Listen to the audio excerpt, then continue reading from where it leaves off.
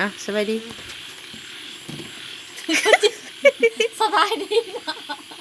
โดยสบายดีเนาะพี่น้องพี่น้องอีกแล้วได้ยัง มีหนบกังแน่ตุดเลยวันนี้กุลสตรี สบายดีสบายดี สิจริงจังนี่ สบายดี สบายดีสบายดี กำลังเห็ดกินแรงเนาะ หอมสอง หอม เฮ็ดอย่างกินแรงเนาะจัดจอย ทอดปีกเป็ดเนาะอันสมเจ้าโอ้ยเอาพี่น้องทุกท่านน่ะ จะนำใครกระสอดเสอเด้อ ครับปีกเป็ดสูตรเด็ด เด็ด เอาขี้อุดจะบัดเอาลงมา ง้างแล้ว เอามันละใส่เลยลูก ถ้ามันสุกคนแม่จึงใส่เป็นบึดเดียวมันไปกินหมด ทอดปีกเป็ดใส่ใบขี้อุดเนาะสมเจ้า อืม มาเจ้าบัดนี้ให้ขอจับให้เจ้าเปลี่ยนจากที ทั นี้ สโน่เด้อ เอาสบายดีนะ สบายดี ผมกระจียุ่งตื่นนอนแล้วก็อยากข่าว หวานไหมครับ เห็นคักแล้ว บอกว่าเป็นนะเหลื่อมตามาเด้อพี่น้อง กำลัง ข้าวน้ำกัน เห็นข่าวการข่าวทำบริหนึ่งเปิดนอนข่าวก็เปิดโอ้ยข้าวเย็น ข่าวเย็นเลย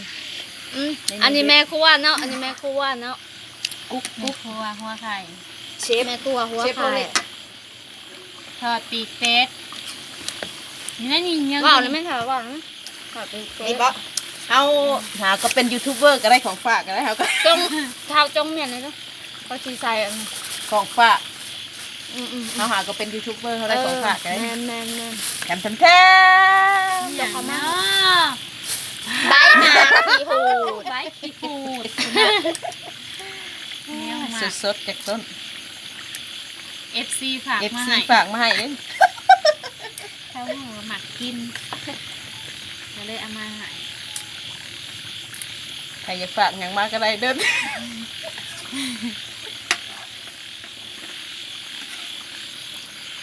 เห็นปะทะ เห็น สบายดีสบายดี ว่ามีควันอีก นั่งทา กิ กิน อะไรว่าเลิกควัน คือหนังผีเป็นไงมันเป็นไงแต่ไม่ก็แบบที่เรียนยังเขินอยู่คือน้องฝั่งไป หาก็เป็นมือมือที่สอง มือที่สองอยากกินข้าวว่าเสียงหู เสียงหูอะเสียงหูยังไงเป็นไง น่าสับ ต้น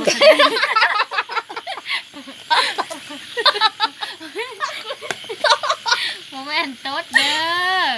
จามจาม เรียนมาต๊ดติ จาม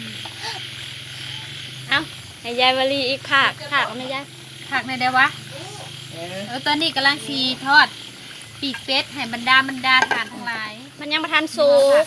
จังหน่อยก็เอาใบขี้หูดลง ยุ่งกับยุ่งเด็ดๆทอดยุ่งพอปะ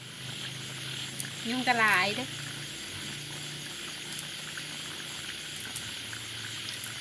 ตอนย้ำอยู่ย้ำนอนแล้วก็ยังกินน้ำมันอยู่เนาะเด็ก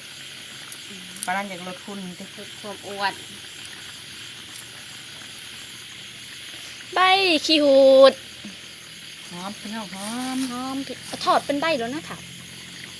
บ่ต้องจิกนะมันบ่แซ่บจิกเล็กสิแล้วมันแซ่บ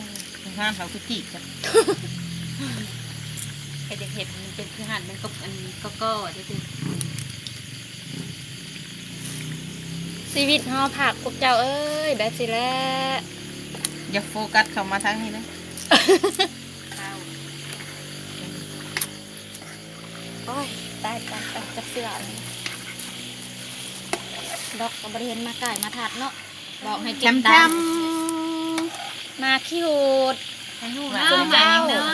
เอ้าบอกเขาก่อน แถมมาไว้เห็นอย่างนี้ มาไหวสะหัวเด้อพี่น้องเอ้าเด้อไทยเจ้า ยังหลายอยู่นะค่ะ ตักไอ้ก็จะปิดให้ ขาวเนาะบ่อิ่มแบบนี้เป็นยาค่ะไปซื้อเบียร์ปะเอา2 ขวดมากินกันก็เถอะ อืม แต่ก็มันคือมัก มันหมัก ปานใดนั่นนะ จังไดเนาะดอกเอ้ยซื้อเบียร์มาส่งมี2 ขวดก็ได้บ่เนาะกำลังหิวโหยตอน บ่คืออันนั่นเลยเนาะบ่คืออันไลฟ์สดที่ Facebook เด้เนาะ อ่า มันได้เห็นเว้ากันแล้วเด้ ได้เว้ากันลูก นะก็สิจับได้จักนาทีละโอ้มันสิเห็นตอนสุกอยู่บ่ น่านาทีใกล้สิสุก อ่ะโจะไว้ก่อน ข้างไว้ก่อน ใกล้แล้วใกล้แล้วใกล้สิได้แห้งแล้ว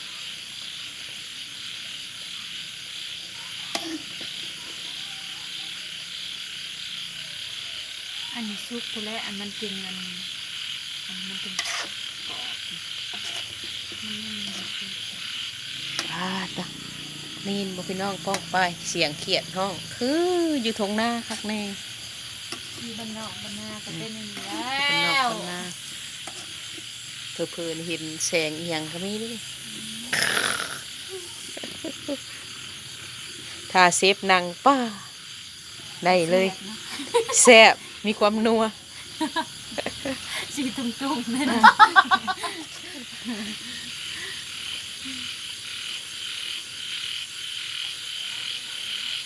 โจ๊ะโจ๊ะย้ายให้มันเดือนจึงไทยอีกนะ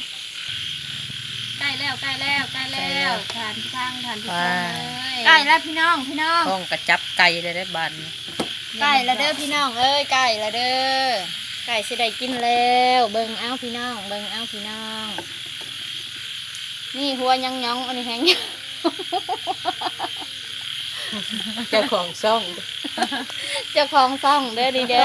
กดไลค์กดแชร์ให้ได้ เด้ เด้ อเด้อ อก ดไลค์กดแชร์กดติดตาม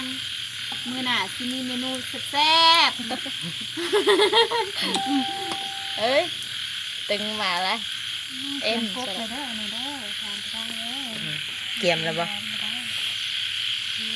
เจาะไว้นี่ก่อน ทำเลี้ยงกันเลยนะ